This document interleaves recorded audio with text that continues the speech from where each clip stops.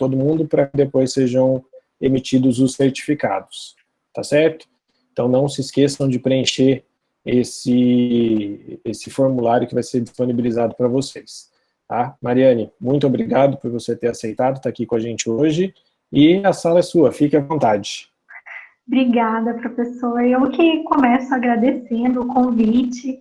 Eu fiquei muito feliz quando o professor Daniel entrou em contato comigo, me convidando, né, para ministrar essa aula para vocês, ainda mais sobre um tema que eu gosto muito. E como o professor já disse, ele foi meu professor na graduação, e daí a felicidade, né, aumenta ainda mais, né? Fiquei muito feliz mesmo. E também agradecer a Liga, né, e parabenizar também a organização do evento, né. Hoje eu finalizo com essa palestra de clareamento, e para mim já é uma grande responsabilidade, né, porque vocês tiveram aulas aí maravilhosas, né, com professores super conceituados, então eu estou, assim, com uma responsabilidade grande na minha mão, né.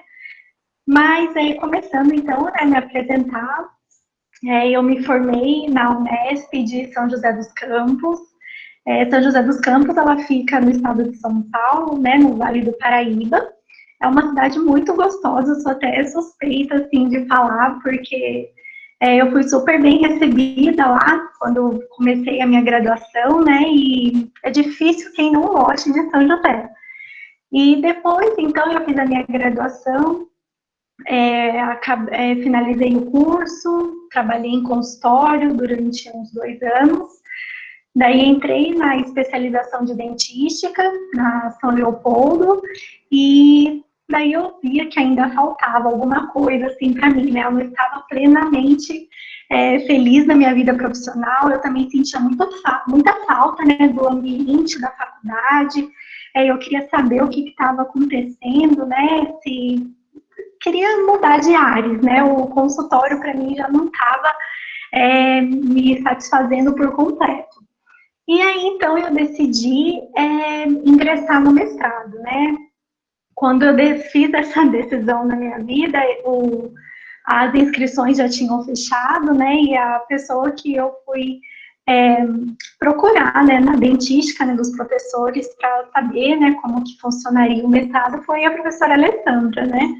E daí eu entrei em contato com ela, a gente conversou bastante, eu entrei como aluna especial no mestrado, né, então eu cursava só alguns créditos, e depois, no ano seguinte, sim, em 2016, eu entrei no mestrado, e foi aí que eu tive o contato com o clareamento, né.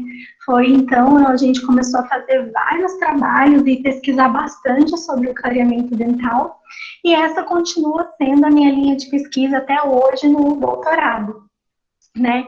Então, hoje eu venho conversar então com vocês um pouquinho a respeito do clareamento em dentes vitais.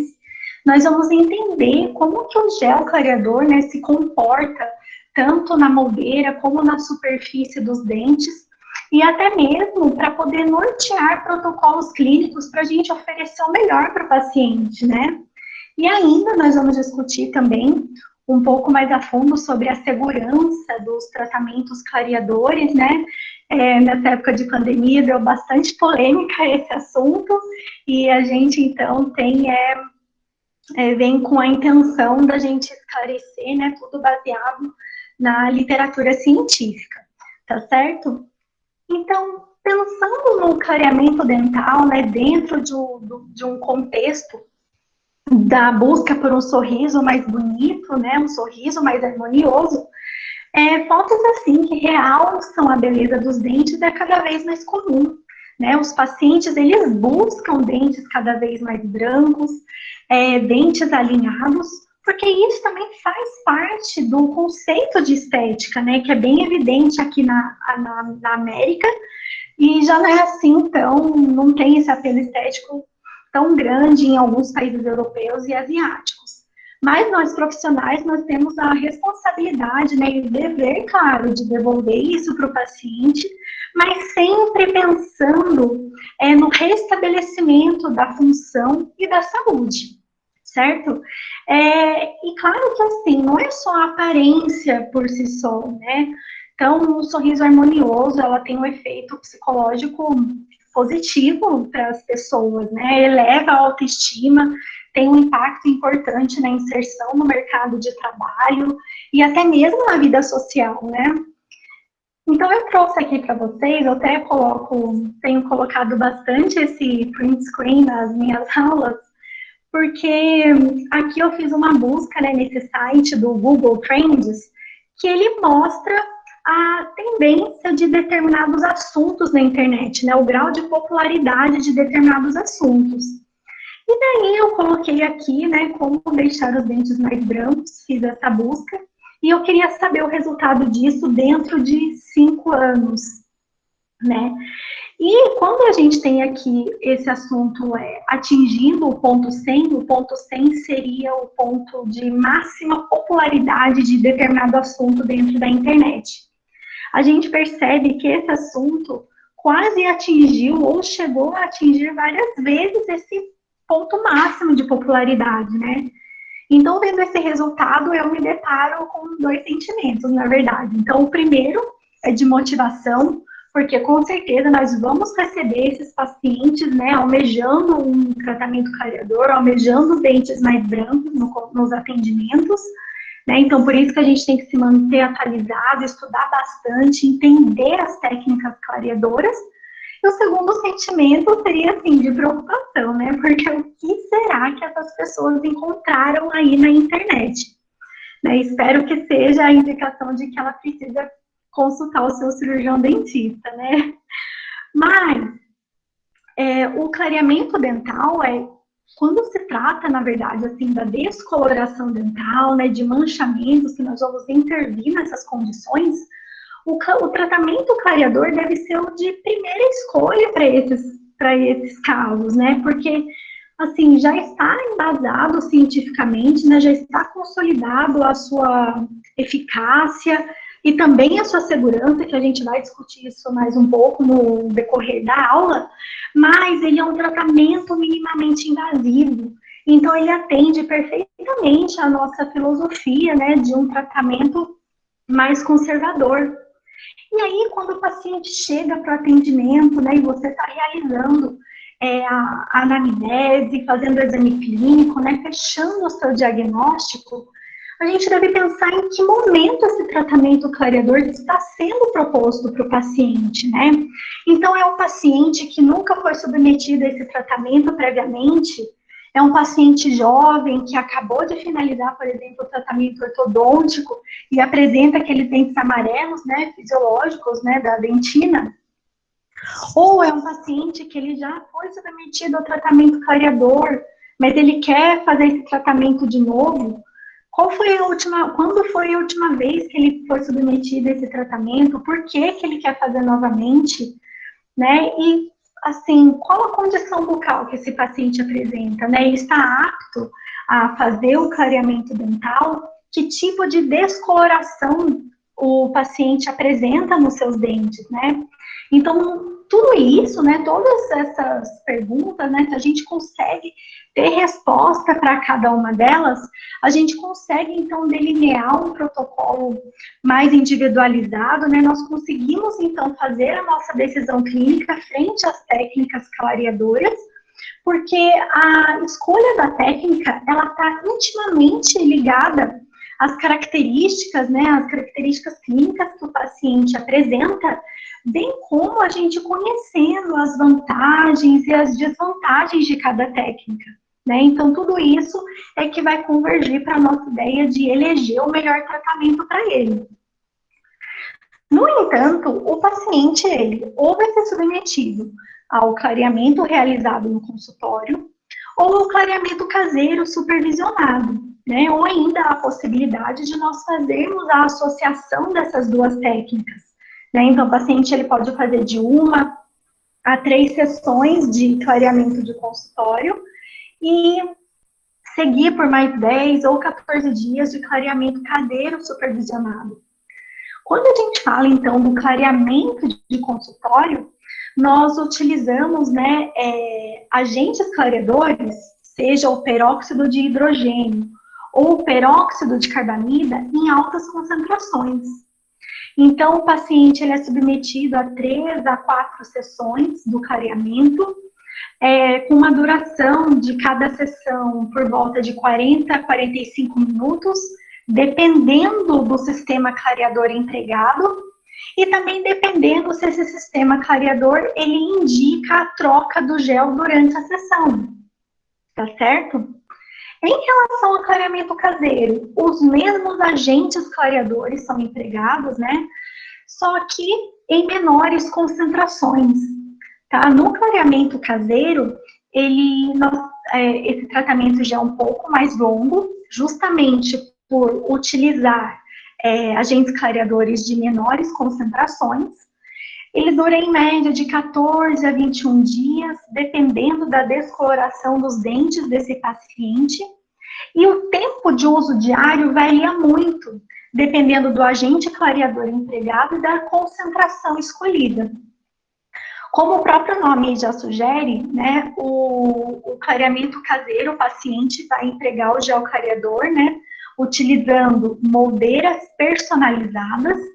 Então, nós confeccionamos essa moldeira sobre o modelo de gesso do paciente. Então, a gente obtém uma moldeira que copia fielmente o formato da arcada dentária do paciente, bem como a anatomia dos seus dentes, né? Então, a gente consegue uma adaptação perfeita dessa moldeira na boca do paciente. E ainda, há a possibilidade do paciente fazer um uso de moldeiras pré-carregadas, né? Então, essas moldeiras, elas já vêm pronta da indústria, elas contêm o gel clareador aqui no seu interior, elas têm um design universal, então elas se adaptam às arcadas dentárias, né? Como vantagem, elas eliminam os passos clínicos de moldagem e, obviamente, os procedimentos laboratoriais de confecção da moldeira, né? Então, dependendo da sua situação, é uma outra alternativa de tratamento para o paciente também, tá certo? Só que, por vezes, se torna muito difícil a gente estabelecer um protocolo de uso para o paciente, né? Então, por exemplo, se o meu paciente já me relata que ele tem dificuldade de dormir com a moldeira, por exemplo, né, que ele não quer um tratamento tão longo assim. E eu sei e eu conheço o comportamento do gel clareador dentro da moldeira e também na superfície dos dentes. Eu sei que tipo de descoloração o paciente está apresentando, eu conheço o perfil do meu paciente, porque ele já fez esse relato para mim na anamnese, eu conheço as suas expectativas. Então, eu consigo adaptar um protocolo que atenda às necessidades dele. E aí, então, eu vou conseguir ter sucesso no meu tratamento, porque eu sei que o paciente vai aderir a essa proposta. Então, assim, o peróxido de carbamida, 10%, por exemplo, os fabricantes recomendam, né? Claro que isso já vem estabelecido nas bulas, né? Então, é indicado para o paciente dormir, por exemplo, com a moldeira, né? Ficar de 6 a 8 horas com a moldeira em posição. Mas se o paciente ele já fez esse relato para mim, não adianta eu oferecer esse tratamento para ele, né? Porque não vai ter aderência. Então, em relação a esses diferentes protocolos aí que estão disponíveis, né? E na tendência de se reduzir o tempo de uso dos tratamentos, né? Porque as pessoas elas querem agilizar o tempo, né? Querem agilizar os tratamentos. E também nesse pensamento de otimizar as técnicas, em relação ao clareamento de consultório, quando a gente entende o padrão de degradação do gel clareador, ou seja, o tanto que esse gel clareador está reagindo ali na superfície dos dentes, a gente pode, nessa linha de pensamento, né, em otimização da técnica, otimização do tempo também, não realizar a troca do gel clareador. Então, nós fizemos até um estudo, né, observando o comportamento químico do gel clareador e avaliamos a degradação, o pH, bem como os efeitos do gel clareador na superfície, né, ali do esmalte. A gente observou que após 45 minutos dos géis clareadores em contato com a superfície dos dentes, nós notamos que apenas 9,7% do gel clareador havia sido degradado. Então, veja quanto ainda tinha de peróxido de hidrogênio disponível ali para reagir no dente, não é? Então, com esse estudo, né, a gente verificou que a trocar o gel clareador ou não interferiria na eficácia clareadora, né, no resultado final, porque o paciente, ele quer que os dentes dele clareiem, né? Então, não houve diferença se a gente faz ou não a troca do gel. No entanto, como a gente observa que essa degradação é muito pequena, até porque no clareamento de consultório os dentes estão isolados, né? Não tem a presença ali, o contato da saliva com o gel clareador. Então, a troca do gel clareador não se faz necessária, né? No entanto, a gente coloca na balança porque muitas vezes o paciente ele pode relatar maior sensibilidade sem a troca do gel. Mas a gente vai conversar sobre sensibilidade um pouquinho mais à frente. Mas é uma possibilidade, né? É uma alternativa de tratamento que visa otimizar o tempo de cadeira clínico, né? Já em relação ao clareamento caseiro, né, que foi até uma pergunta que eu falei lá no início, né, do paciente, que ele não se adapta a dormir com a moldeira, né? Será que o clareamento dele vai ser prejudicado? Então, para responder essa pergunta, o padrão de degradação também é que vai nos responder. Na verdade, o gel clareador nas moldeiras, elas se comportam diferentemente do gel clareador quando ele é aplicado na técnica de consultório. Então, a gente observa, olha, que depois de 2 horas de uso, e aí esse foi um estudo clínico que nós realizamos, mais de 60% do gel clareador já havia sido degradado depois de 2 horas de uso, né? Mas daí a gente pode se perguntar assim, nossa, mas ainda tem 40% de gel disponível, né? E daí no outro estudo clínico que nós avaliamos a eficácia clareadora, nós percebemos que o paciente utilizar, seja por 2 horas ou por 8 horas, não teve diferença significante em relação à alteração de cor dos dentes. Então, a gente passa a entender que talvez esses 40% não sejam tão interativos, né, tão importantes na alteração de cor. Mas o que a gente percebeu é que os pacientes que utilizavam por 8 horas apresentavam maior risco e maior intensidade de sensibilidade quando comparado aos pacientes que utilizavam apenas por 2 horas. Então, esses ajustes nos protocolos para atender as necessidades dos pacientes, elas devem ser embasadas, né, por meio da evidência científica, e assim a gente consegue mostrar, oferecer para o paciente um protocolo seguro e que vá atender às suas necessidades, não é? Então, assim, o padrão de degradação, né, que seria o tanto que esse gel clareador está sendo reativo ali no dente, né, o que controla também esse processo químico seria a viscosidade dos géis, né, e bem como o pH. Hoje, nós temos géis clareadores que possuem um pH estável, né, que apresentam uma viscosidade excelente para que ele fique posicionado dentro da moldeira, no caso do gel clareador caseiro, que a gente viu que degrada muito mais quando comparado ao tratamento clareador de consultório, não é?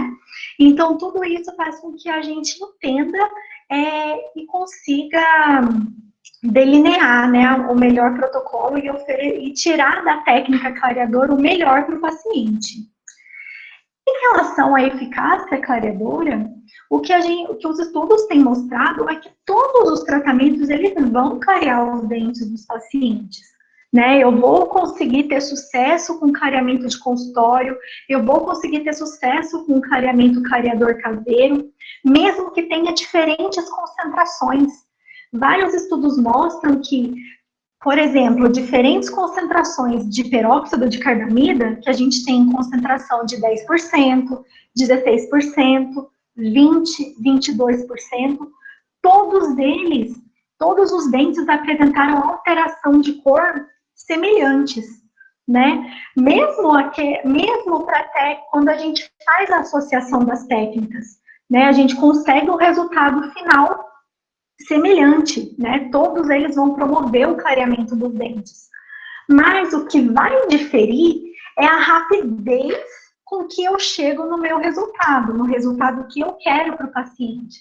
Né? Então, obviamente, quando eu utilizo maiores concentrações, ou eu faço a associação das técnicas, eu consigo atingir o meu resultado final mais rápido do que se eu utilizar já clareadores de menor concentração. E até mesmo por isso que, quando a gente utiliza já clareadores de maior concentração, o tempo diário é menor. O tempo de uso diário é menor, em comparação aos já clareadores que nós temos menor concentração. Tá certo? E aí, uma pergunta, né, que é sempre importante até a gente esclarecer para o paciente é em relação à longevidade dos tratamentos clareadores, né? Quanto tempo dura o clareamento? Será que eu preciso repetir, né? Qual que é o intervalo para eu repetir esse tratamento? Então, assim, na verdade, são escassos, tá, pesquisas que avaliem a longevidade dos tratamentos clareadores. Né, mas os estudos que nós temos mostra a estabilidade de cor, né, mostra a estabilidade do clareamento obtido com as técnicas, independentemente se é caseiro ou de consultório, depois de 6, 1 e até mesmo depois de 2 anos, tá? E mesmo quando o paciente mantém seus hábitos alimentares inalterados. A gente vai conversar um pouco sobre dieta no final da aula, mas só adiantando essa questão que observou-se a manutenção da cor dos dentes, mesmo com o paciente mantendo sua dieta normal, né? Ingerindo alimentos corantes. E aí, quando a gente tem esse resultado em mão, a gente pensa como é importante se fazer o registro da cor dos dentes do paciente, quando ele chega para nós, antes de fazer o tratamento clareador, e depois no final. Porque muitas vezes o paciente já está com o dente claro. Passou 1 ano que ele fez o tratamento clareador, a cor dos dentes dele está da mesma forma com que ele finalizou o tratamento, né? Então é importante, às vezes, a gente mostrar isso para ele, porque o paciente acaba até esquecendo de quão amarelado era o dente dele antes do clareamento, né? Então, às vezes, a gente evita até o sobretratamento, né? E a gente consegue orientar o paciente em relação à necessidade ou não dele clarear. E uma coisa importante é que, assim, às vezes o dente do paciente já está claro, tá? O paciente vai ser submetido ao tratamento clareador e ele não vai observar a diferença. É como se ele não tivesse feito clareamento, porque o dente dele já está tão claro que não houve uma alteração de cor perceptível ao olho humano, né? Então, daí não é culpa do tratamento clareador que não clareou, é porque o dente dele realmente já atingiu um ponto que está claro, né? Então, por isso que é importante a gente fazer esse registro de cor e o acompanhamento com o paciente, tá certo? E aí, não só gel, né, está disponível como uma forma de clareamento, vamos dizer assim. Então, os produtos de venda livre, como enxaguatórios, dentifrícios, até mesmo fitas clareadoras, as fitas clareadoras, na verdade, não estão mais... são proibidas, né, aqui no Brasil, mas alguns países ainda têm. Então, tem alguns produtos que vêm com a proposta de clarear os dentes, né, são os produtos de venda livre. Esses produtos, eles são uma realidade, né, então, eles se tornaram muito populares devido à sua fácil aplicação, ao seu baixo custo, né, eles são muito acessíveis, então esses produtos eles estão disponíveis nas prateleiras das farmácias, dos supermercados, né, então a gente precisa também entender e estudar esses produtos até mesmo para a gente poder orientar os pacientes, né, uma vez que uma desvantagem, na verdade, é que se o paciente faz uso desses produtos, muitas vezes não tem uma supervisão do cirurgião dentista, né? Uma orientação correta, tá bom? Então, os enxaguatórios, clareadores, a maioria deles é composto pelo peróxido de hidrogênio, tá bom? Existe na concentração de 1 a 2,5%. Já os dentifrícios, alguns têm abrasivos, vários abrasivos combinados, ou outros que possuem branqueadores ópticos na sua composição. Em relação ao enxaguatório, os enxaguatórios eles podem ser utilizados diariamente. Existe enxaguatório clareador que deve ser utilizado antes da escovação e enxaguatório que deve ser utilizado após a escovação, tá certo?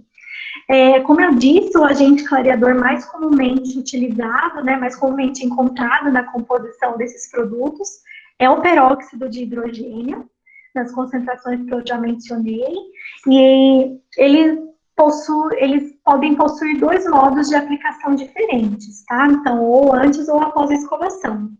Um outro agente clareador que também é encontrado, né, em algum enxaguatório, na verdade, eu só vi uma marca contendo o dióxido de cloro, tá? Na verdade, o dióxido de cloro, ele também libera radicais livres, a reação química dele é um pouco diferente do que a gente está acostumado em relação ao peróxido de hidrogênio, mas, de qualquer modo, o dióxido de cloro, ele tem uma reação oxidante, tá? Aqui eu trouxe alguns exemplos, né, de enxaguatórios que estão disponíveis. A diferença desses dois aqui é em relação à concentração do peróxido de hidrogênio, mas no caso esse aqui é para utilizar antes da escovação e esse daqui para ser utilizado após, tá? Esse outro enxaguatório aqui, ele menciona, né, aqui até um white, né, dá essa ideia de clareamento, mas na verdade ele contém um componente chamado trifosfato de sódio. Os grupos fosfatos, eles estão relacionados a competição com pigmentos. Então, assim, obviamente, eles não fazem nenhuma mudança estrutural na cor do dente, né? Mas ele tem muita afinidade pelo esmalte, pela dentina. Então, ele diminui a absorção de pigmentos na superfície, né? Então, é como se ele retardasse a deposição de pigmentos na superfície dental, tá bom? E aqui, o dióxido de cloro, que é dessa marca, né? E eu só conheço ela que possui esse agente clareador. No entanto, quando a gente fala daí em eficácia clareadora, ainda é muito controverso, tá? Em relação aos enxaguatórios. Não existem escasso estudo clínico com enxaguatório, com essa proposta clareadora, porque, primeiro, que o tempo de tratamento é muito longo, tá? O paciente ele precisa pelo menos ficar utilizando 90 dias para, né, ter uma alteração de cor evidente, tá bom? No entanto, os estudos laboratoriais disponíveis mostram que a eficácia clareadora desses produtos é menor quando comparado aos géis clareadores, né? Principalmente ao gel clareador à base de peróxido de carbamida, 10%. Então, talvez esses produtos tenham uma proposta na manutenção da cor dos dentes clareados, mas, obviamente, a aderência, né, a esse tratamento é inviável até, né? Mas é uma opção, tá, que está aí no mercado e a gente precisa conhecer até mesmo para orientar o paciente, tá certo? E em relação aos efeitos adversos, os estudos também não mostram, né, não tem muitos estudos que investigaram, né, os efeitos adversos dos enxaguatórios clareadores. No entanto, né, a sua baixa concentração de peróxidos, né, nos faz crer que, conjuntamente com a saliva, né, não temos efeitos deletérios e irreversíveis no esmalte, tá bom? Já em relação aos dentifrícios, né, os dentifrícios, eles vêm para otimizar a remoção do manchamento extrínseco, né, muito embora eles venham com a proposta clareadora, o que a gente sabe é que eles atuam somente na superfície do esmalte, né? Então, os dentifrícios, eles podem conter abrasivos, ou a combinação de vários abrasivos, podem conter até produtos químicos, agentes químicos, e branqueadores ópticos, tá? Então, a composição deles é bem variada. E em relação aos abrasivos, nós sabemos que são substâncias inorgânicas e insolúveis, né? Os mais comumente encontrados nos dentifrícios são esses aqui que eu listei, tá? A sílica hidratada, carbonato de cálcio, bicarbonato de cálcio, tá? Então, eles vão atuar removendo os pigmentos depositados na superfície do esmalte, tá certo? E um controle, né, que se tem em relação ao quão abrasivo é um dentifrício foi feito, né, então foi estabelecida uma normativa, foi determinado uma ISO, né, e até mesmo um controle pela American Dental Association, que determinou que um RDA, que seria o quê? A ação desse abrasivo em desgastar uma dentina sadia.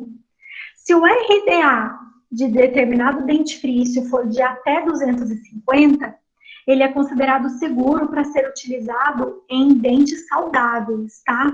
E daí nós não estamos falando de pacientes que possuem desafios ácidos na sua dieta, né? Pacientes que têm o esmalte comprometido, seja por erosão, por exemplo, tá bom? Porque daí já não tem a indicação da utilização desses dentifrícios, né? Mas uma frase, assim, que é bem comum até a gente escutar na farmacologia, né, na terapêutica, que a diferença entre o veneno e o remédio é a dose, né? Então, a gente tem que observar quais são as características dos dentifrícios, saber qual é a sua composição, o tanto de abrasivo que ele tem na sua composição, porque assim também, o abrasivo, essas partículas, elas precisam estar na composição dos dentifrícios, tá? O carbonato de cálcio, por exemplo, que eu cito aqui, né? Ele é um abrasivo bastante comum nas pastas de dentes que não são consideradas clareadoras, tá?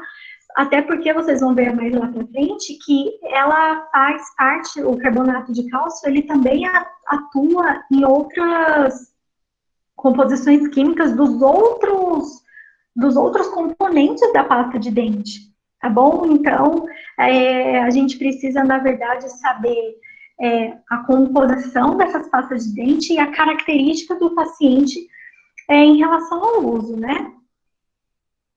Já... Mariane. Oi, professor, pode falar. Oi, dei uma pergunta aqui.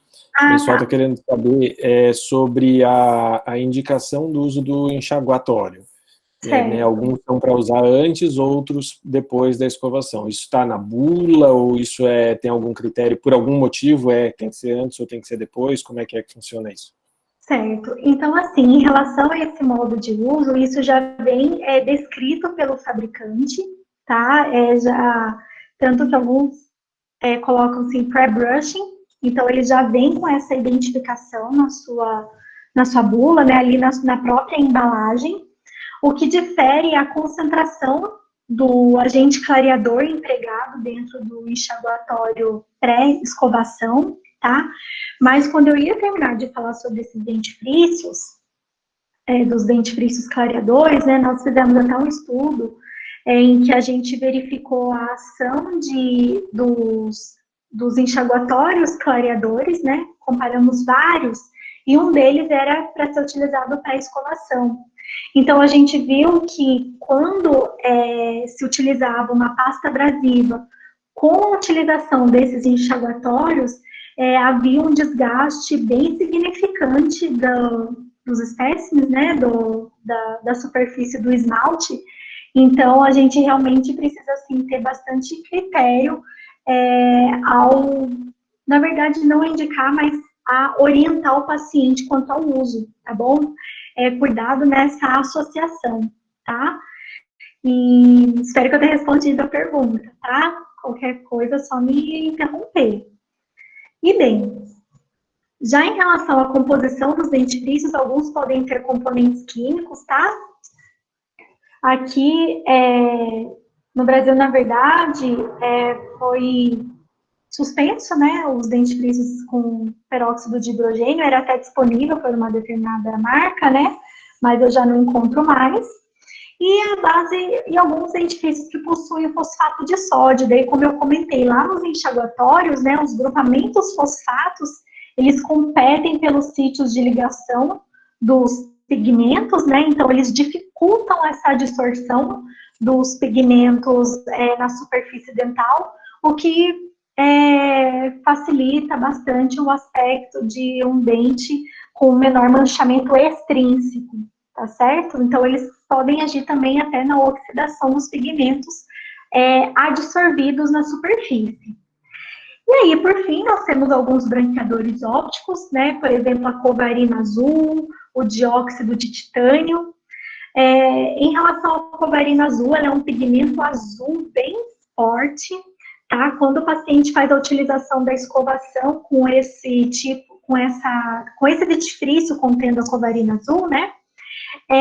Forma-se, então, uma película bem fininha, né? Ela se deposita sobre toda a superfície do esmalte e a pessoa tem a percepção de um dente mais claro, né? Então, claro que ela também não modifica a estrutura dental.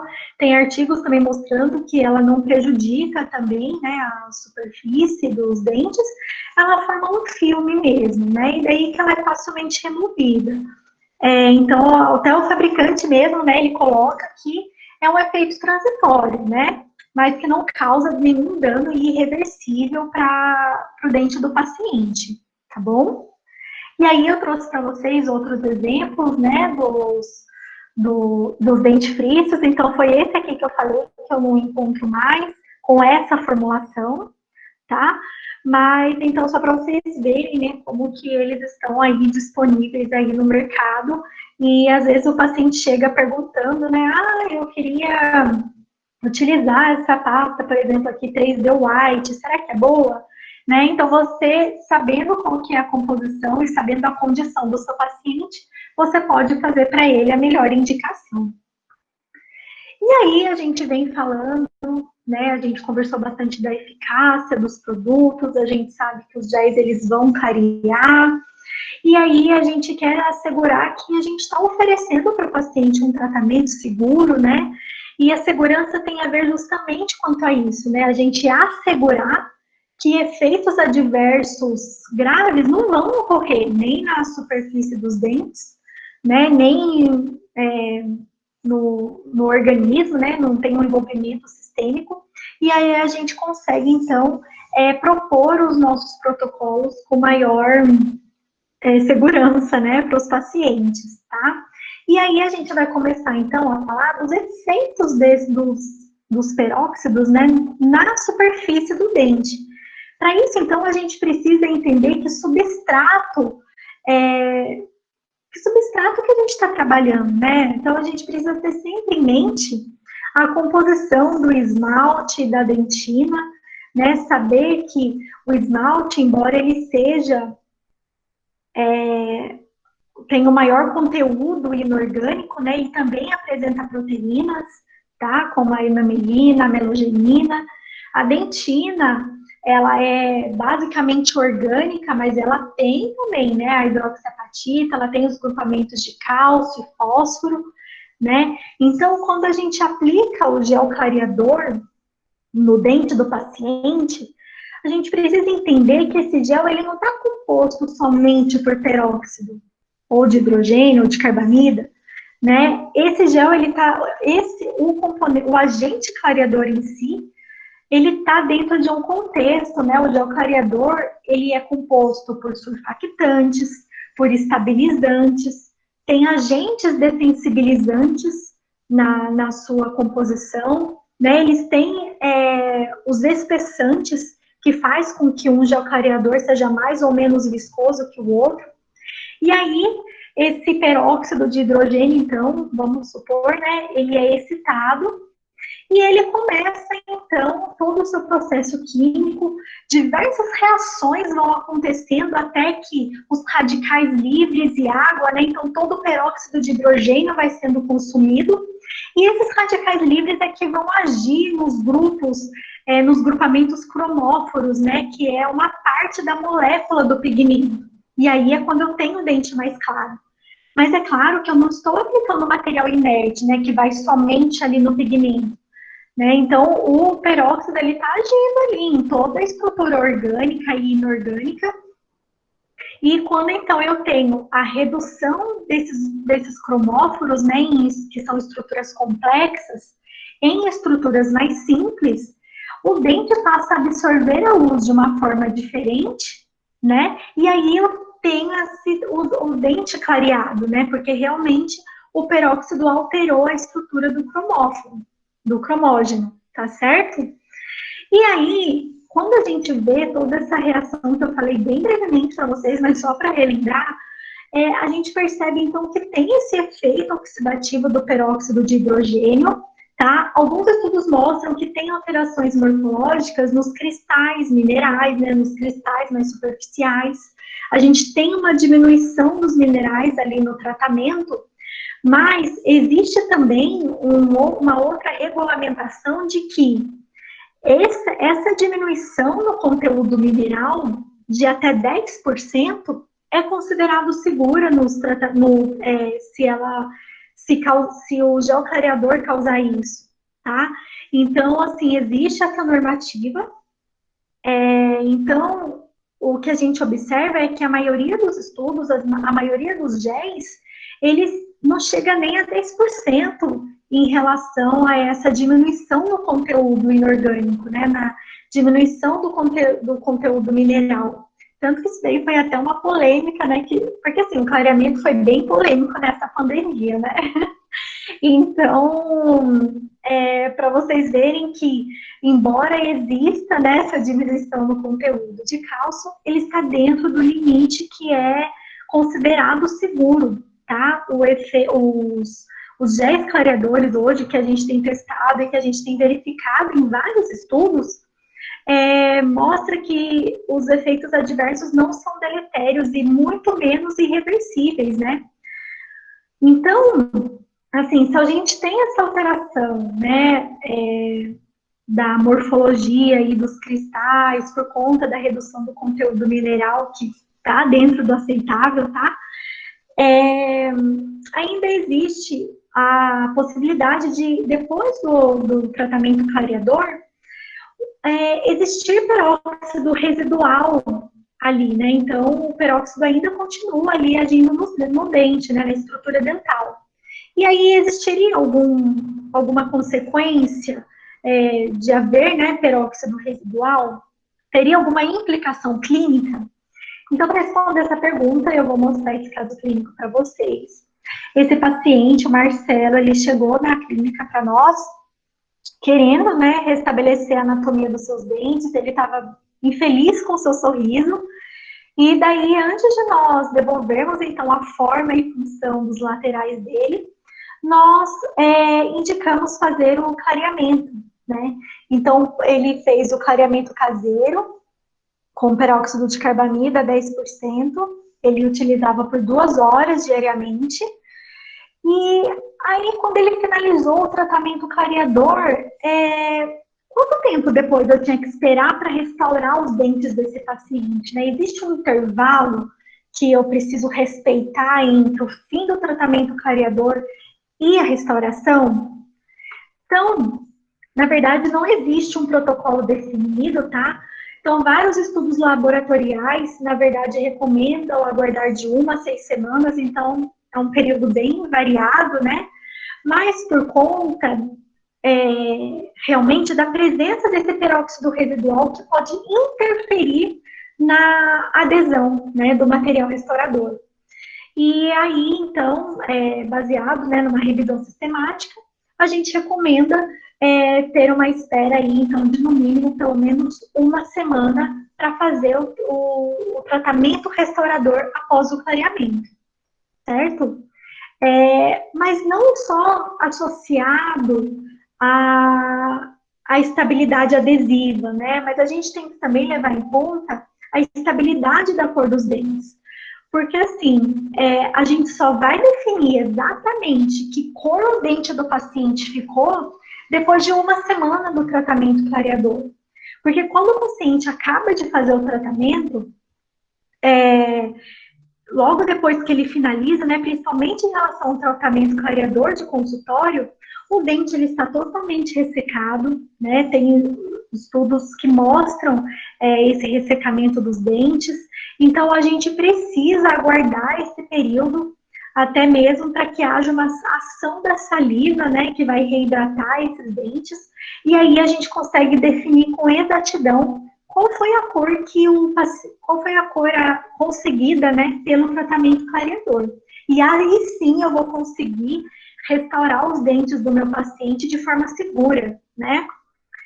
Então, mais uma vez, a gente não pode esquecer que dentro do contexto, né, do clareamento, que a saliva ela exerce um papel extremamente importante, né? Ela tem o seu efeito remineralizante, ela tem o efeito tamponante. Então, principalmente em relação ao clareamento de consultório, que depois a gente precisa, né, esperar o dente reidratar novamente.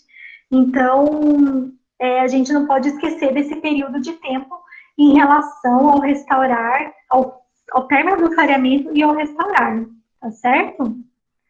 E aí, continuando então, da gente falar sobre segurança, mas um efeito adverso que comumente ocorre no clareamento, independentemente da técnica que a gente utiliza, é a sensibilidade dental.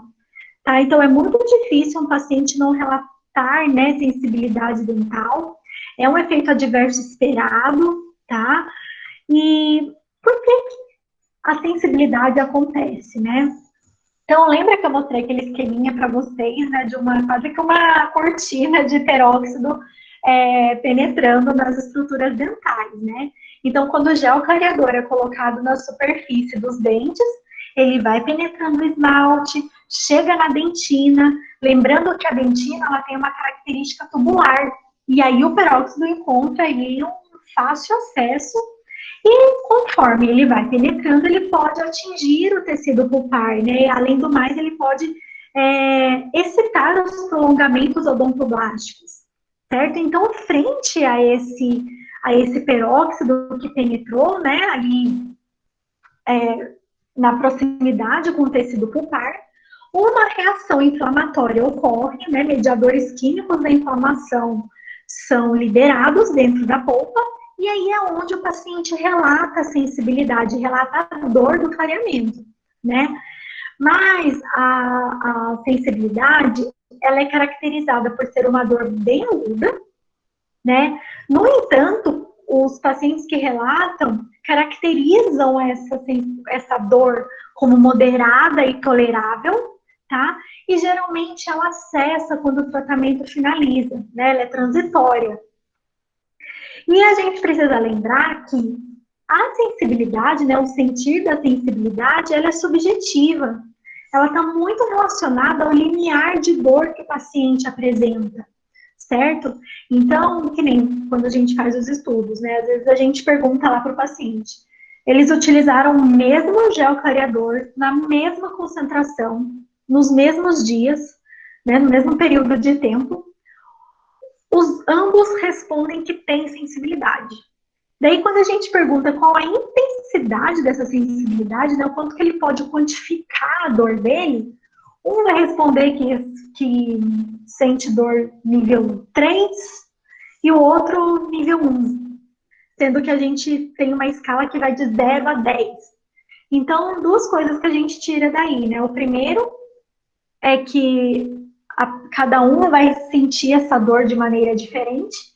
E dois é que, como eu falei, dentro de uma escala de 0 a 10, o paciente reportar a sensibilidade grau 1, grau 3, é extremamente baixo, né? Tanto que a descontinuidade do tratamento por parte do paciente por conta da sensibilidade é muito baixa, né? Geralmente os pacientes, eles aguentam aí, porque não é uma dor que gera um desconforto, assim, horroroso, né? Então, a gente tem bastante sucesso, embora o paciente reporte sensibilidade, tá certo? No entanto, nós podemos contornar esse efeito adverso, né? Porque existem fatores que podem favorecer a sensibilidade, como concentração do agente clareador, se o paciente possui defeitos no esmalte, se ele apresenta uma recessão gengival, né?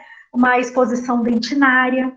Então, por isso que é tão importante a gente fazer o diagnóstico lá, que eu falei lá no início da aula, né? Fazer o correto exame clínico, porque aí a gente já pode detectar se o paciente ele vai ter propensão ou não a desenvolver a sensibilidade no decorrer do tratamento, tá certo?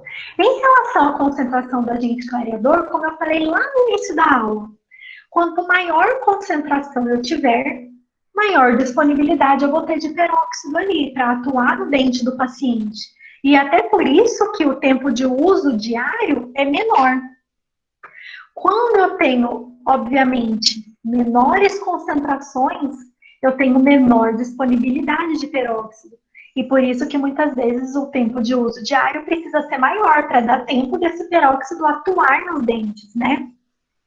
E eu coloquei aqui, né, que é até uma característica do clareamento caseiro, mas a gente tem que lembrar que até mesmo dentro do clareamento caseiro, eu tenho géis que são maiores e de menores concentrações, né? Então, por isso que vale a pena a gente saber das concentrações que cada sistema clareador apresenta e ver qual que é o perfil desse paciente, tá? Outros fatores, né, que podem favorecer a ocorrência da sensibilidade são os defeitos no esmalte, tá? Então, por exemplo, trincas, veja como essa paciente, né, essa paciente, na verdade, ela tinha muitas trincas, né, trincas evidentes, ó, veja aqui nesse lateral, por exemplo. Uma outra situação aqui é uma deiscência, né, no esmalte, já tinha um início aqui de desgaste no esmalte, não tinha uma exposição dentinária completa, mas a gente aqui já percebe que não tem mais um esmalte intacto nessa região cervical aqui, né? Então, talvez, quando a gente fala em trincas, né, e um esmalte mais delgado, a gente esteja como se tivesse, assim, com uma porta aberta para o peróxido entrar com mais facilidade, né? Então, daí isso favoreceria o aparecimento da sensibilidade.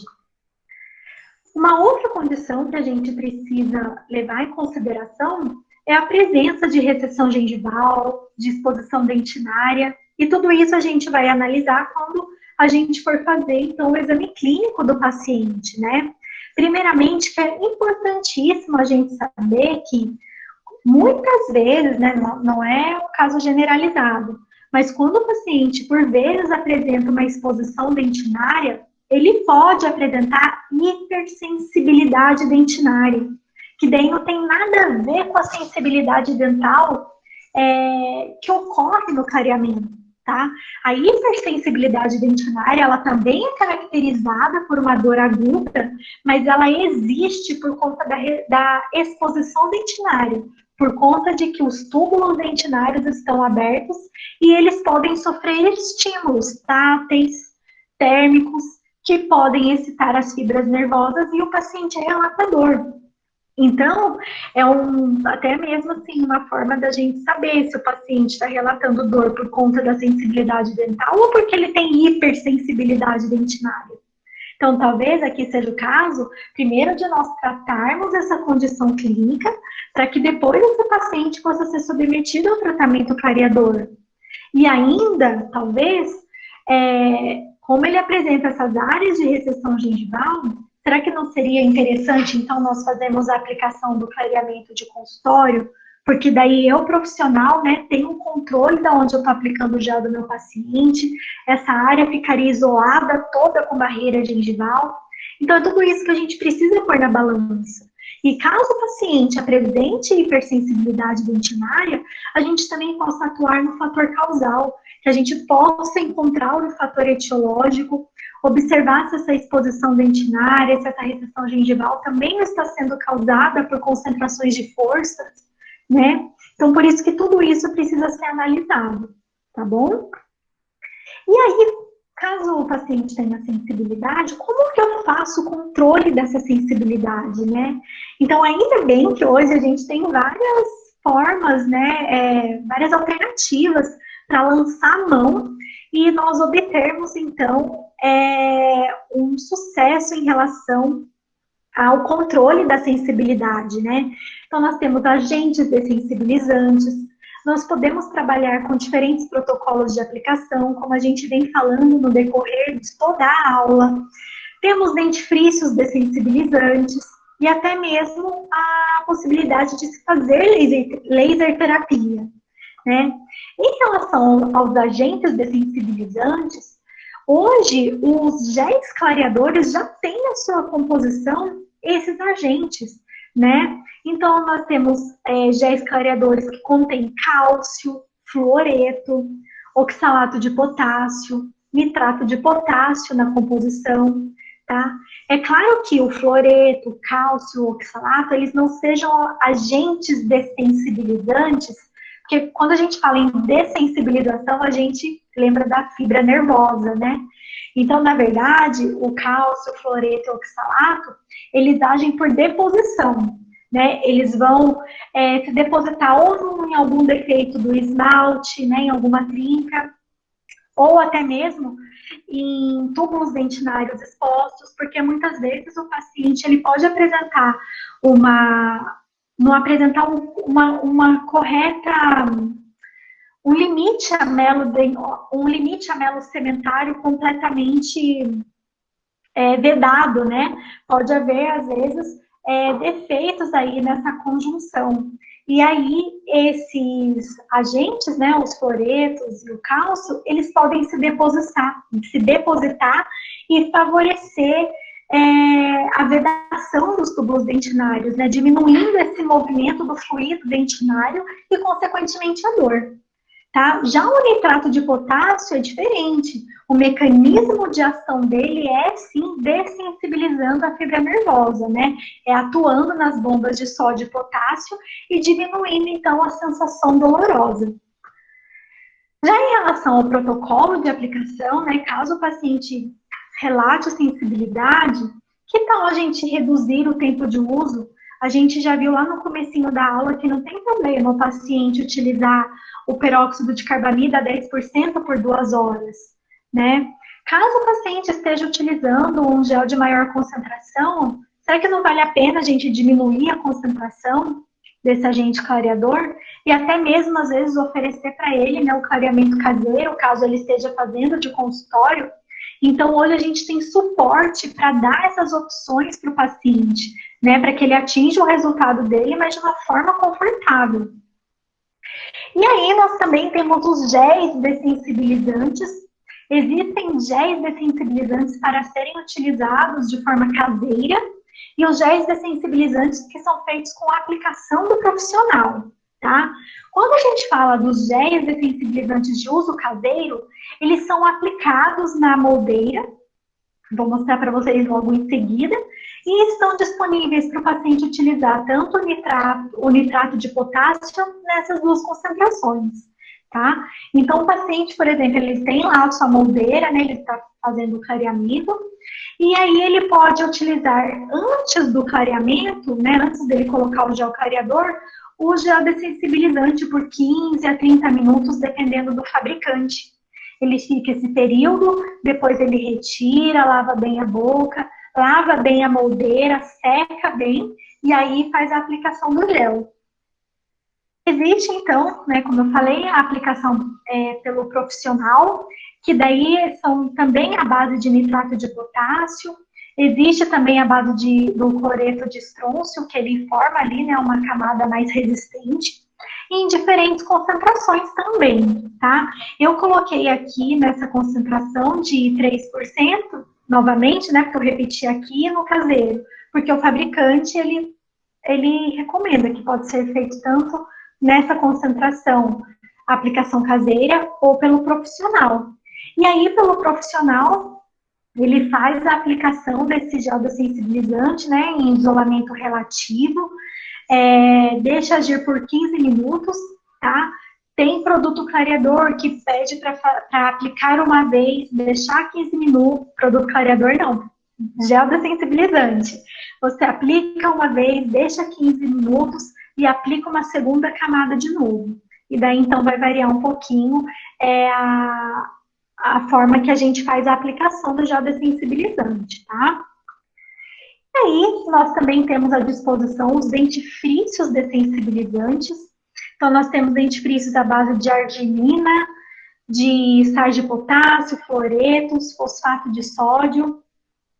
E a arginina, os dentifrícios que são à base de arginina, geralmente contém o carbonato de cálcio na sua composição. Lembra que eu falei dele, que ele é um abrasivo lá no início da aula?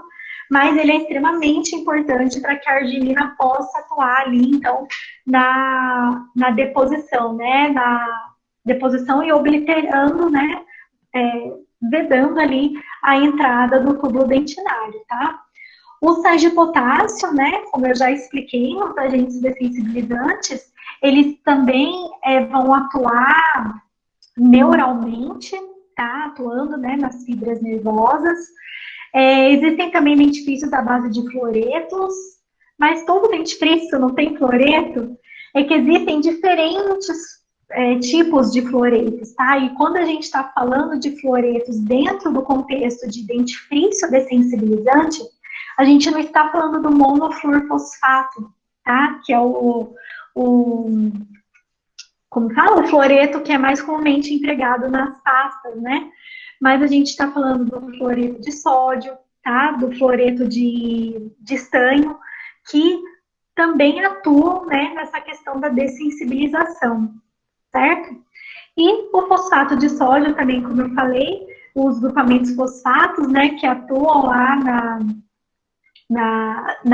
na competição dos pigmentos, né, a dissorção, mas eles também podem se depositar e bloqueando alguns defeitos que possam estar presentes ali no esmalte, tá? O que os estudos mostram é que esses dentifrícios, eles só vão realmente, assim, ter uma ação eficaz se eles forem utilizados entre 7 a 15 dias antes do paciente iniciar o tratamento. Tá bom? Então, eles mostram que essa efetividade depende também desse uso contínuo, dessa prévia de uso, né? O paciente precisa utilizar por mais tempo para poder atingir a função dele, né? Então, daí a gente precisa colocar na balança, né? Se recomenda um gel dessensibilizante, ou se já fala para o paciente utilizar o dentifrício dessensibilizante. Então, vai também do perfil da pessoa e na colaboração que ela apresenta frente ao tratamento, certo? E, por fim, né, no controle da sensibilidade, nós temos a laser terapia. É claro que eu não, né, nem me coloco aqui para falar para vocês de protocolo de laser, porque, nossa, é um assunto muito vasto, precisa de muito estudo para isso, né, e difere também de equipamento para equipamento. Mas eu só queria que vocês soubessem que quando se faz é possível, né, utilizar o laser para o controle da sensibilidade. Temos à disposição o laser de baixa potência, que ele vai atuar lá nas células pulpares, modulando, biomodulando, né, diminuindo o processo inflamatório e, consequentemente, a dor. Existe o laser de alta potência, né, no caso, o laser de alta potência, ele oblitera irreversivelmente os túbulos dentinários, né, ele bloqueia, ele derrete, né, os trabalhos científicos até colocam a terminologia de melting, né, eles derretem mesmo a embocadura dos túbulos, e daí seria mais no caso mesmo de haver exposição dentinária que a gente pode lançar a mão, tá, mas é importante que saiba que essa é uma outra alternativa de tratamento para sensibilidade. E aí, um outro efeito adverso que pode ocorrer durante o tratamento é a inflamação gengival, né? Que seria uma lesão no tecido gengival, ali na gengiva marginal, por conta mesmo da ação do peróxido no tecido, tá? Esse efeito adverso ele é mais comum no clareamento caseiro, quando comparado ao clareamento de consultório. tá? No entanto, o que favorece a ocorrência da irritação gengival no clareamento caseiro seria o mau posicionamento das moldeiras, a incorreta aplicação de gel por parte do paciente, ou o paciente utilizar por muito mais tempo do que o recomendado.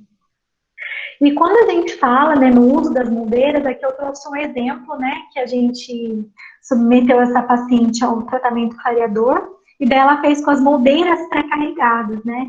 Então, a gente nota aqui que tem, né, uma inflamação gengival, mas como essa inflamação gengival, ela não tem um sangramento espontâneo, não tem uma ulceração evidente, né, mesmo por sondagem não houve sangramento, a gente classifica essa inflamação gengival em nível leve, né, um grau 1.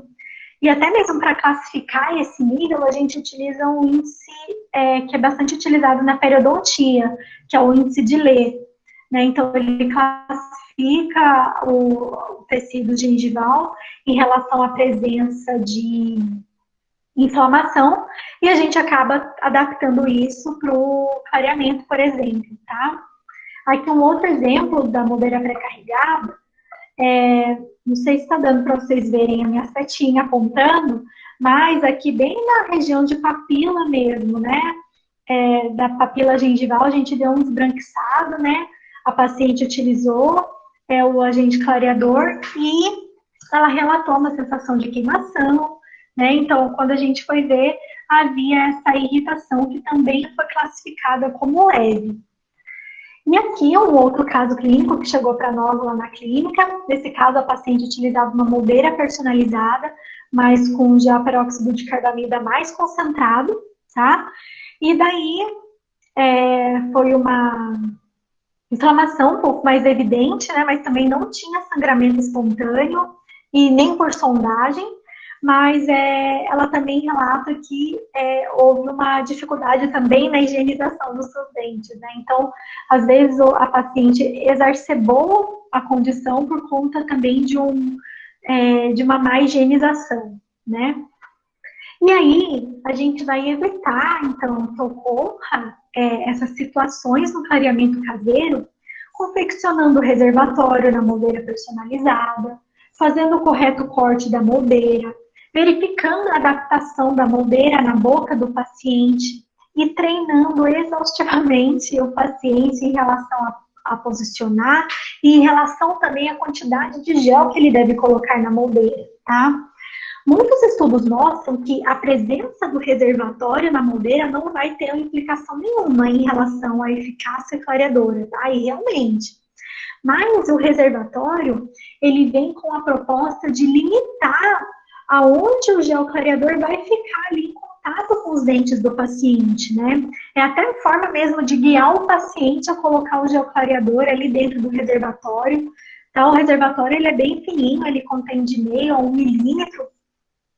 Então, a gente garante que o paciente ele vai obedecer a quantidade de gel clareador que a gente propor para ele, né? E a gente vai acabar padronizando essa aplicação do gel, certo? Uma outra coisa muito importante também que a gente precisa se atentar é em relação à adaptação da moldeira na boca do paciente, né? Para ver se ela está vedando corretamente todos os dentes, se toda a superfície vestibular está envolvida, tá? Na verdade, em relação ao recorte da moldeira, ela pode ser feita acompanhando aqui, né, a gengiva marginal, né, os arcos gengivais, ou ela pode ser recortada de forma reta, né? Isso não é tão relevante assim para a inflamação gengival. No entanto, quando a gente recorta desse jeito, né, dessa forma, seguindo a anatomia da gengiva, a gente percebe que o paciente ele tem mais facilidade em realizar a limpeza, ou caso o gel extravase, ele consiga remover com maior facilidade, né, com a ajuda de uma haste flexível de algodão ou uma gaze, tá certo? E aí, quando a gente fala em adaptação na boca do paciente, é também certificar que o gel clareador ele vai se manter em contato com os dentes do paciente, né? A gente sabe que, como eu falei bem lá no início, quando a gente está falando de clareamento caseiro, a degradação do gel é muito maior por conta da presença da saliva, né? E aí uma pergunta, né, que é bastante feita pra gente, assim, né? Nossa, mas o paciente ele não vai engolir esse peróxido, né? Não vai fazer mal para ele. Então, a gente também verificou que, muito embora, sim, haja a presença mesmo de peróxido ali na saliva, essa presença, ela está muito abaixo, ela está 68,7% abaixo do que do que seria considerado um nível tóxico. E esse nível tóxico seria em relação a provocar alguma alteração nas células intestinais, como hiperplasia, por exemplo. Então, muito embora haja a presença do peróxido na saliva, essa presença ela é totalmente segura, tá? Além do mais, a saliva ela é tão importante, né, atuando aí no sistema estomatognático, que a saliva, além daquele efeito tamponante, remineralizante, que eu falei lá no início da aula, ela também possui enzimas, né, e uma das enzimas que contém na composição da saliva é a peroxidase, que ela atua, assim, diretamente, né, nos peróxidos, porque a gente também tem peróxido no nosso organismo, certo? Então, pode ficar despreocupado, né, em relação a oferecer o tratamento clareador caseiro para o paciente, né, e caso ele faça esse questionamento, né, a gente sabe que nenhum efeito deletério em pacientes saudáveis, tá, vai acontecer, porque muito embora exista esse peróxido na saliva, ele está muito abaixo, né, tá mais de 60% abaixo do que seria considerado tóxico, tá bom? E aí, caso ocorra a irritação gengival no clareamento caseiro, a gente vai orientar, então, o paciente a remover as moldeiras, a fazer uma lavagem abundante com água, tá? Orientar o paciente em relação ao cuidado na escovação, tá? Orientar para que ele sempre utilize a escova macia, claro que não só para o clareamento, né, mas é uma indicação geral, né, que o paciente ele precisa ter cuidado na escovação. Pode ser, a gente pode também propor para ele alternar os dias de tratamento. É claro que isso vai demorar um pouquinho mais para ele chegar no desejo dele de clareamento, mas é uma alternativa caso ocorra irritação gengival, tá? E como a gente viu, também não existe relato na literatura que mostre que houve uma irritação gengival a ponto de danificar irreversivelmente o periodonto, tá certo? Então, nos estudos clínicos mesmos, eles mostram que as irritações gengivais, elas ou são ausentes ou são consideradas muito leves, tá certo? Já? Oi, professor. Surgiu uma pergunta aqui. O pessoal quer saber se existe alguma coisa que possa ser utilizada como protetor gengival ou alguma coisa do tipo, sei lá, alguma coisa que possa passar na gengiva para diminuir essa irritação, se você conhece algum produto que tenha essa função, enfim, alguma coisa do tipo. Certo. Na verdade, eu ia comentar mais disso agora, quando eu vou falar de irritação gengival no clareamento de consultório, tá? Assim, não existe um produto, assim, para o clareamento caseiro não vai existir um produto para a pessoa utilizar, né? Mas a gente tem percebido que, assim, a lavagem abundante com água já vai neutralizar o efeito do peróxido no tecido mole, tá bom? Vocês vão ver isso aqui também no clareamento de consultório. E orientar mesmo a pessoa em relação ao cuidado com a escovação, porque às vezes a cerda da escova pode, né, dependendo da força que ela utiliza, piorar a condição da irritação gengival, tá bom? Então tem, assim, produtos também neutralizantes, mas que são mais comumente utilizados no clareamento de consultório, até porque eles já vêm no kit, tá? Então, como essas irritações gengivais, geralmente, elas são leves, embora ocorram, a gente sempre indica essa lavagem abundante com água, tá? E como fala? E o cuidado na escovação, tá bom? Já em relação a irritação gengival que pode ocorrer no clareamento de consultório seria por conta de uma falha na barreira gengival, né? E daí a falta de atenção também do profissional em relação à aplicação do gel clareador nos dentes do paciente. Então, aqui eu trouxe uma foto, né, que ocorreu isso na clínica, e o paciente, quando, no caso do consultório, que a gente utiliza, né, maiores concentrações de agente clareador, ele vai começar a relatar que está sentindo queimar, né? Ele está todo isolado, mas ele vai dar algum sinal para você que ele está sentindo, que você vai ver que tem algo errado. E também, quando o peróxido, ele entra em contato com o tecido mole, ele gera umas bolhas, né, uma espuminha, assim. Então, é visível você ver que tem alguma coisa acontecendo de errado, né? E daí, caso isso ocorra, a gente vai evitar, né, que isso ocorra, fazendo uma correta aplicação da barreira gengival e atenção na aplicação do gel. Tá? Então, aqui ó, eu trouxe uma foto para mostrar bem para vocês. Olha a inclinação da ponteira da barreira gengival, né? Que a barreira gengival nada mais é do que uma resina fotopolimerizável, tá? Então, a gente inclina bem para que ela preencha toda essa região aqui da gengiva livre, tá bom? A gente coloca uma espessura tal que a gente fique seguro, né, de que nenhum tecido gengival está exposto. É importante também essa verificação, a gente posicionando o espelho clínico, né, por incisal dos dentes e verificando exatamente se não tem nenhum resquício de tecido gengival exposto, tá? E, infelizmente, né, são acidentes que podem acontecer. Caso ocorra, daí aqui que vem, ó, é a lavagem abundante com água, porque tem sistema clareador que não tem o neutralizante, tá? Então, assim, esse neutralizante, ele não é imperativo, né? Ele vai aliviar, claro, a sensação de queimação e vocês observaram que fica um branquinho, né? Porque ele queima o tecido, né?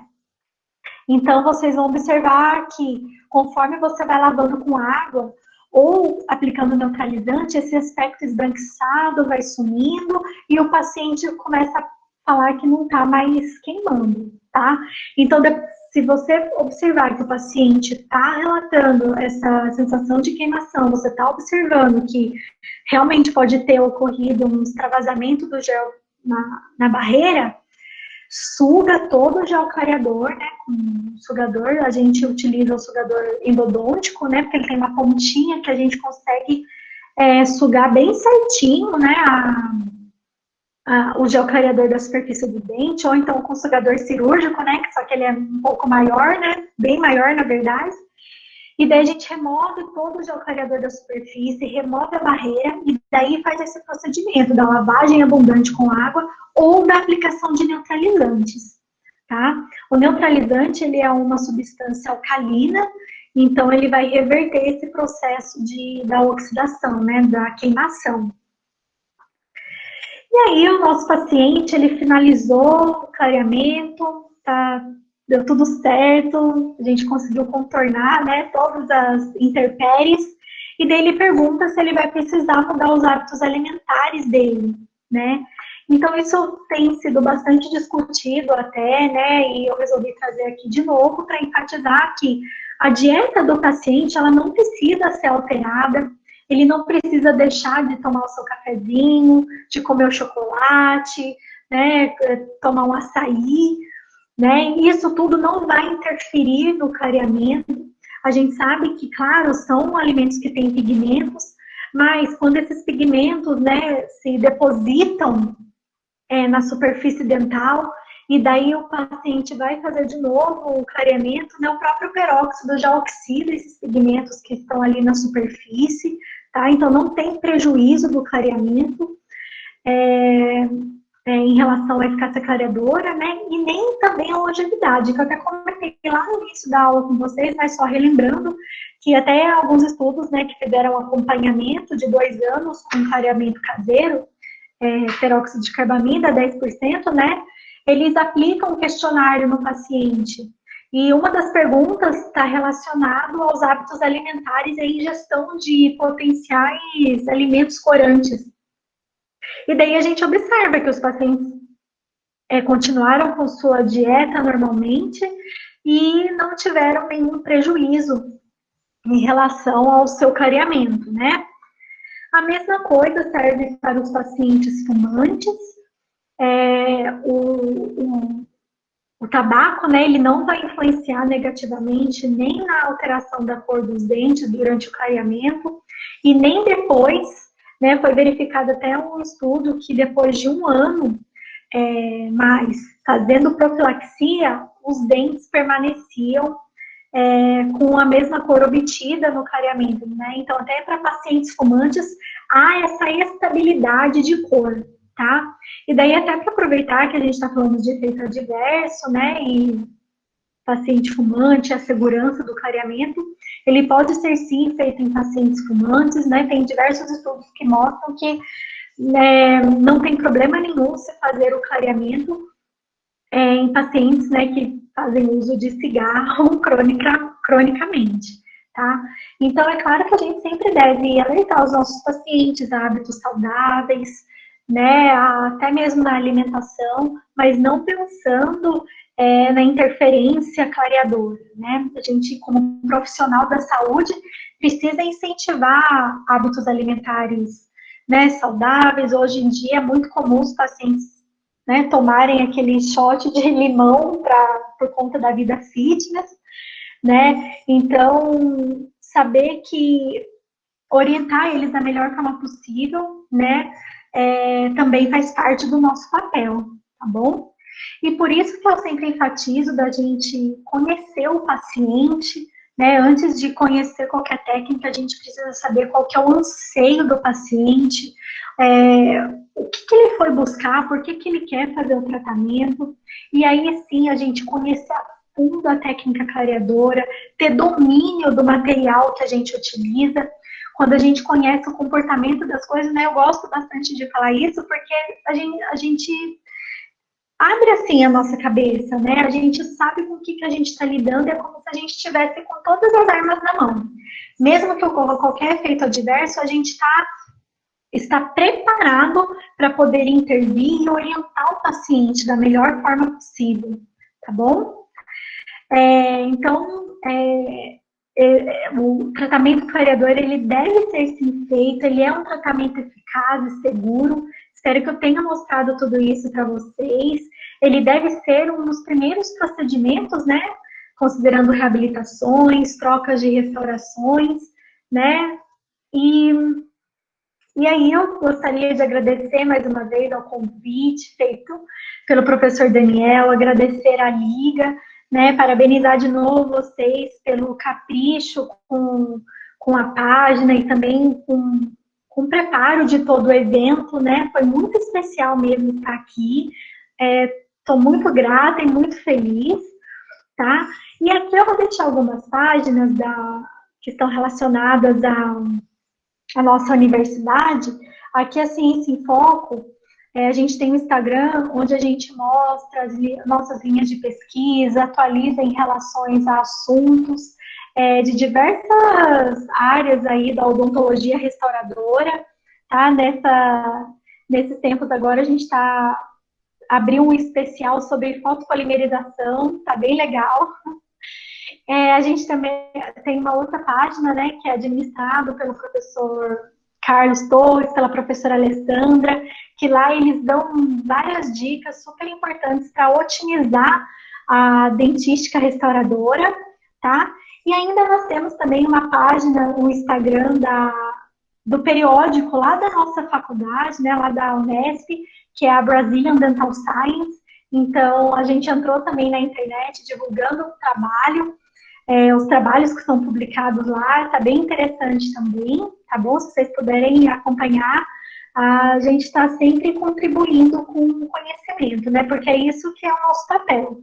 A gente estuda, a gente conhece as coisas e a função do pesquisador, a função do professor é levar o esclarecimento, né, levar o conhecimento, né, abrir a cabeça das pessoas para o que realmente é verdadeiro e embasado cientificamente. E aqui ainda tem os 2 livros que são lá do nosso departamento, né, o livro da dentística, que tem a versão em português, e recentemente, né, nesse ano, foi lançada a versão em inglês, que tem muita coisa muito interessante, tudo relacionado à dentística, e é o livro que a gente segue lá na nossa disciplina, né, da dentística. E é isso, pessoal. Muito obrigada mesmo. Aqui estão meus contatos, tá? Meu Instagram, meu e-mail. Se ficou mais alguma dúvida, vocês quiserem perguntar mais coisas, fiquem super à vontade, tá? E foi uma honra, na verdade, é um privilégio ter participado e ter falado de um assunto que eu gosto muito, tá? É isso. Obrigada. Mariane, muito obrigado. Foi sensacional, gostei muito. Já fiquei comentando aqui com a Alessandra sobre sua aula, gostei bastante. Já dei feedback para a sua orientadora já. Opa, isso é bom. De como eu estou feliz, de como eu gostei de ver tudo que você mostrou para a gente aqui. Tá? Queria parabenizar você pela sua aula, queria te agradecer demais por ter doado o seu tempo aqui para estar com a gente, né? Para ter falado aqui com a gente. Pessoal, quem tiver alguma pergunta, quiser enviar qualquer coisa, pergunte, por favor. Estamos aqui à disposição para isso. Aproveitem, Mariane aqui conosco. O chat, já está colocado lá no chat o link para vocês preencherem o formulário com as coisas sobre a aula de hoje, né? Para a gente fazer o controle de presença de vocês, tá?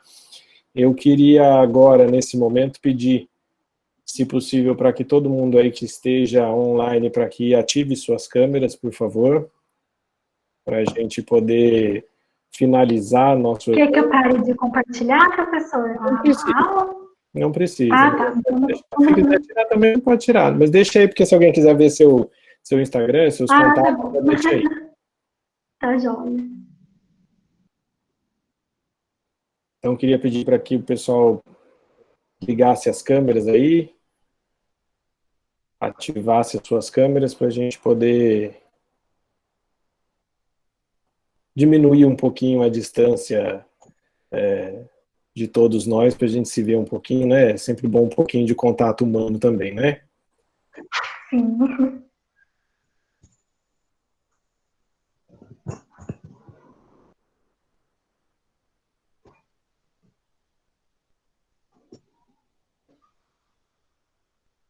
Olha lá o pessoal tudo de blusinha da Liga, muito bem, ó. Vocês viram que eu estou com a minha também, né, ó. Tá aqui, ó. Estou usando a minha também. Eu queria pedir para todo mundo dar uma salva de palmas para o pessoal da Liga, os parabéns pelo que eles fizeram, por toda a organização que eles tiveram aqui, mais do que merecido, viu? Foi muito bom, e que venham outros, vocês merecem, viu? Aproveitem esse momento para fazer contatos, para sempre poderem crescer. Eu acho que isso foi o recado desse nosso encontro, né? Acho que a gente teve muita informação e muita informação de qualidade. Acho que isso é o mais importante. Não foi informação por informação, foi informação com qualidade. Espero que vocês tenham aproveitado bastante. Quero agradecer todos da Liga. Não vou falar nome por nome, porque senão vou esquecer alguém. A Liga tem 326 pessoas, mais ou menos. Tá? Mas eu queria agradecer demais o empenho de vocês, o tanto que vocês me atormentaram para a gente fazer esse evento, né? Vamos fazer, vamos fazer, vamos fazer, vamos fazer, vamos fazer. Foram uns 600 vezes que pediram para fazer, mas a gente conseguiu e acho que fez do jeitinho que era para ter sido feito, né? Então, eu queria, de novo, parabenizar todos vocês e aplaudir o que vocês fizeram, o que a gente construiu aí, muito por esforço de cada um e de todos nós. Obrigado de novo. Não se esqueçam de preencher a fichinha lá de cadastrinho, tudo bonitinho, para vocês contarem o horário de vocês, tá? para os certificados, e depois o pessoal da Liga vai mandar os certificados para todo mundo, eles vão fazer a computação da carga horária lá, tudo, vão me mandar, a gente vai assinar e vai enviar esses certificados para vocês. Certo? Muito obrigado de novo, e acho que por hoje é só, e que venha o próximo, né? Que venha o segundo simpósio. Tem uma pergunta aqui de Rosiane, que ela mandou agora no chat. Manda, Rosiane. Rosiane manda e desmanda. Vamos lá. Mariane, você comentou que o método caseiro, em 2 horas, cerca de 60% de degradação do gel. Em qual a média de tempo para que ele fosse degradado totalmente? Então, na verdade, Rosiane, isso foi o máximo que a gente conseguiu mensurar. Porque, na verdade, o ideal seria que a gente tivesse acompanhamento desse paciente até 8 horas, né? Que é o que o fabricante recomenda e originalmente a técnica foi proposta para ser utilizada por 8 horas, né? Mas a gente não consegue a aderência dos pacientes e ia ficar realmente inviável da gente acompanhar o paciente por 8 horas, né? Até por conta da gente ter que analisar no laboratório da universidade, então o paciente teria que, sei lá, colocar a moldeira à meia-noite, por exemplo, e às 8 horas da manhã está lá no laboratório para fazer essa análise. Né? Então, realmente eu não tenho essa resposta para te dar, porque foi uma limitação, né? Acabou sendo uma limitação nossa, mas daí quando a gente comparou lá com o nosso estudo clínico, que a gente viu a eficácia clareadora, a gente percebeu que realmente não teve diferença entre o paciente utilizar por 2 ou 8 horas, tá? Mas existem outros estudos, na verdade, que do Meites, por exemplo, que ele estudou bastante também degradação dos géis, e ele fez um acompanhamento de até 10 horas do agente clareador nos dentes do paciente, e depois de 10 horas a degradação tinha alcançado 85 a 90% já. Tá? Então também foi o tempo máximo que tem essa informação disponível na literatura. Tá bom? Espero que tenha respondido aí. Ótimo, respondeu sim, com certeza. Mais alguma dúvida, pessoal? Mais alguém quer perguntar alguma coisa? Alguém quer falar alguma coisa? Alguém liga, quer falar alguma coisa? Não? Nada? O pessoal tá cabulado. Quem vê, pensa. Né? Quem vê, pensa. Ainda mais as figuras que eu tô vendo aqui. Muito encabuladas. Todos. Extremamente encabulados. Então, pessoal, é isso mesmo. Obrigado, Mariane, mais uma vez. Obrigado a todos. Queria agradecer. E agradecer em especial também uma pessoa que esteve aqui na aula com a gente, que eu não sei se ainda está, mas se estiver, que ainda está. A Lê, muito obrigado por estar aqui. A professora orientadora da Mariane está aqui assistindo, que foi uma amiga. Foi uma honra para mim, fiquei muito feliz da professora estar aqui. Uma grande amiga lá de São José, que eu fiz durante todo o período que eu tive lá, está aqui assistindo a aula com a gente, está participando aqui com a gente, então extremamente feliz de saber que ela queria participar e que ela esteve aqui com a gente todo esse tempo aqui assistindo a aula da Mariane, que, mais uma vez, foi sensacional, gostei demais. Obrigado, pessoal. Nos vemos na próxima. Jesus amado. Cada um. Tchau, tchau, pessoal. Muito obrigada, tchau, pessoal. Viu?